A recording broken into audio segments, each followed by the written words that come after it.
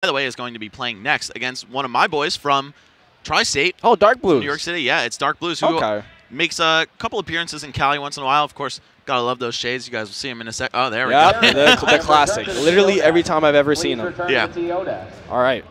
So we're going to see Lucas versus Cloud.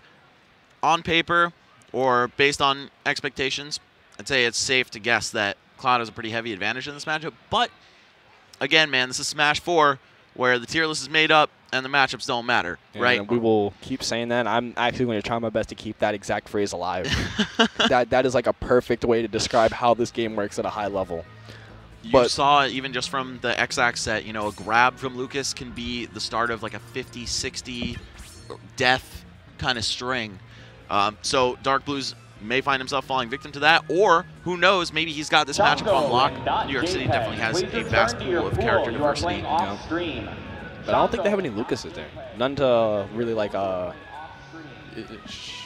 don't think there are any really like Lucases of note that DarkBlues would have got a lot of practice off of. But we'll see. We'll see in how he plays it out. Oh, actually, he might be going Marth. Yeah, I know he's like secondary as Marth. So that might be his pick just for the Cloud matchup. That makes sense that his name's Crits if he plays a critical hit character. Yeah, oh, yeah. He played Mother 3, like. Duh, yeah. Perfect. Yeah. I still feel like criticals and Fire Emblem, like that's like the real critical hit game. You know, you get it like fancy. Yeah, you get a cut in, like oh man, yeah. I love those. So fresh. Just like DarkBlues shades. And also, of course, you can find critical hits in Final Fantasy and just about every other franchise represented in Smash. But either way, it looks like we're gonna see Cloud versus Lucas. Okay, so he's gonna go with Lucas. All right, maybe the Marth is just in reserved or he changed his mind. Yep. We'll see what happens. DarkBlues repping that FNY tag. It stands, of course, for Free New York. Yeah, that's what it stands for. Yeah. Okay. So they're just getting right into it. No button check needed. Now, seeing DarkBlues play over in Tri-State, because, you know, we're both from Tri-State, we both know how he plays. He's a very methodical, patient type of Cloud.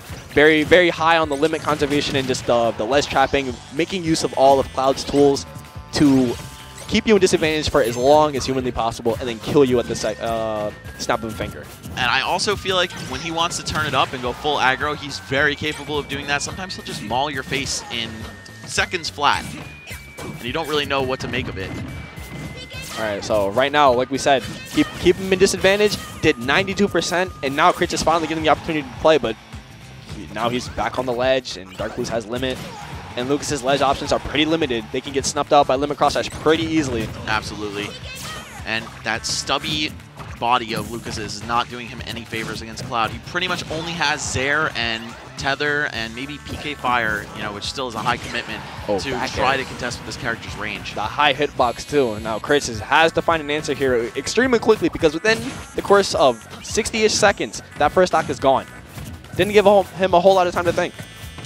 Yeah, definitely melting his face off like he just played a sick guitar solo. Oh my. Oh, that almost was sick. He went for the full hop back air, double jump there. If he had gotten the soft air to keep that going. So we got locks. And no. A little too late on that down smash, so he's not going to get the... What are you doing? Just kill him.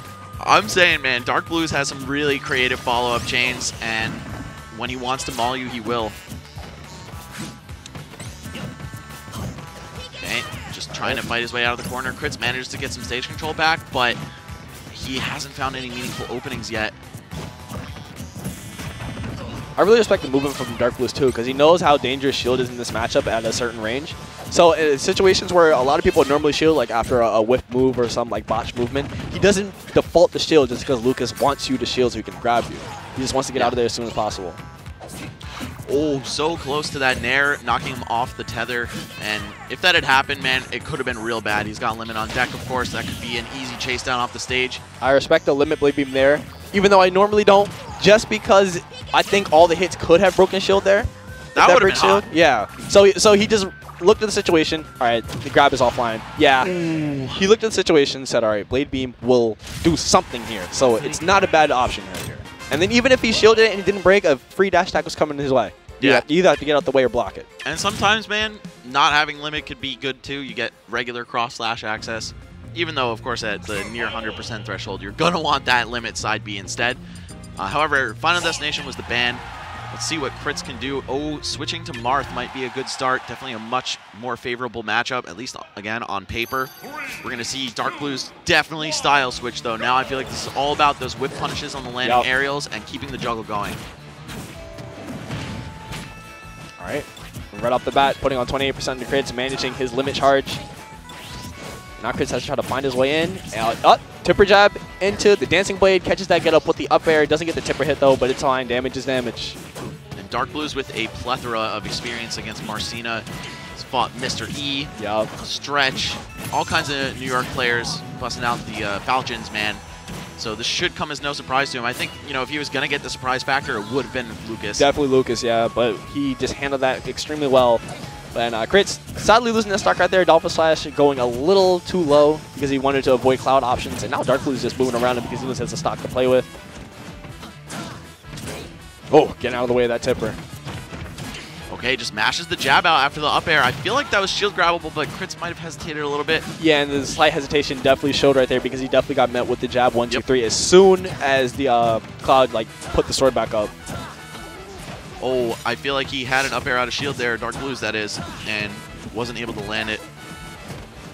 Either way, this is still looking a lot better for Crits. 89%, we could see either an edge guard or a couple more percent, jab F tilt, maybe a Tipper back air, take care of him. All right, gets the upward variant of the Tipper Dancing Blade. All right, got DarkBlues at the ledge. Let's see if he can do something here.